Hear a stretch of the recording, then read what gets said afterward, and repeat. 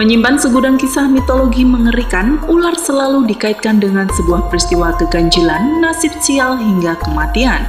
Ingin hati tidak mempercayainya, namun mitologi ular-ular gaib pada kenyataannya dipercayai oleh jutaan orang terdahulu hingga saat ini. Jelas tidak mungkin semasif itu diceritakan tanpa ada peristiwa yang terjadi. Berikut kami merangkum 7 ular-ular mistis di Indonesia. Ular-ular apa sajakah itu? Yuk simak videonya. Ular berdiri tegak. Cerita ular berdiri tegak datang dari Indonesia bagian timur, khususnya di hutan Tambrau di Papua Barat. Masyarakat sekitar mempercayai adanya ular gaib berukuran raksasa di mana tidak seperti umumnya ular yang berjalan melata. Namun, ular Tambrau berdiri tegak dan berjalan dengan melompat-lompat. Kisah dari ular yang bisa berdiri ini populer di kalangan masyarakat, terutama bagi mereka yang sering melintasi jalur Tambrau Sorong. Para supir yang diganggu atau dihalangi oleh ular yang berdiri di tengah jalan biasanya akan meminta izin lewat kepada sang ular dengan cara bicara. Meski sang ular tak bisa berbicara, tapi seolah ia paham perkataan manusia dan biasanya akan pergi memberi jalan kepada yang lewat. Ular buntet. Ular buntet adalah ular siluman di Jawa. Ada juga yang menyebutkan dengan ulo kendang. Seperti namanya, ular buntet memiliki ukuran tubuh yang pendek seperti kendang berjalan dengan meloncat-loncat. Dipercaya orang zaman dulu sebagai ular siluman pesugihan yang dapat mendatangkan kekayaan dengan meminta tumbal manusia pada periode tertentu. Di kisah mitologi Jepang, ular dengan ciri serupa adalah Tsuchinoko. Seperti bangsa siluman lainnya, pencarian ular buntet tidak pernah membuahkan hasil. Beberapa menyamakannya dengan ular dipong atau viper. Ya, sah-sah aja sih. Bagaimana menurut kalian? Ular weling. Memang ular weling adalah ular nyata. Salah satu ular paling mematikan di Indonesia keluarga dari bungarus. Namun, ular weling selalu dikaitkan dengan hewan yang membawakan kabar buruk dari dunia gaib. Kepercayaan masyarakat Jawa menyebutkan jika ular weling masuk rumah mengisyaratkan kesialan duka bagi anggota keluarga. Bahkan, jika berjumpa ular weling saat hendak bepergian, diharuskan kembali. Itu menandakan kesialan jika nekat melanjutkan perjalanan. Weling berarti weweling dalam bahasa Jawa, atau suatu peringatan keras pada janji yang harus ditepati.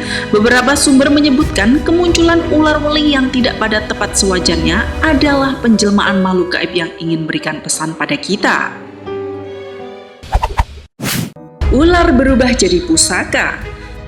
Mungkin kita sering mendengar cerita tentang sosok penampakan ular dengan bentuk dan warna tak lazim di sebuah makam kuno, punden, atau tempat keramat. Dan setelah ahli supranatural mendapatinya, ternyata adalah sebuah pusaka berupa keris, tombak, dan lain sebagainya. Ya, itu mungkin terdengar tidak masuk akal ya guys, tapi itulah yang terjadi. Mengingatkan kita pada tongkat yang bisa berubah jadi ular.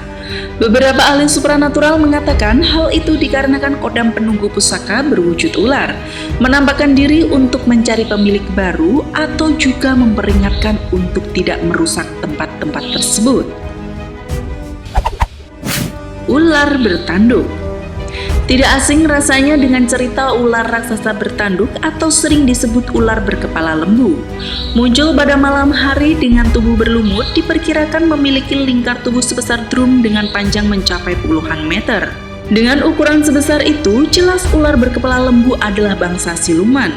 Beberapa kesaksian menceritakan kemunculan ular bertanduk merupakan petanda akan datangnya bencana alam yang akan terjadi.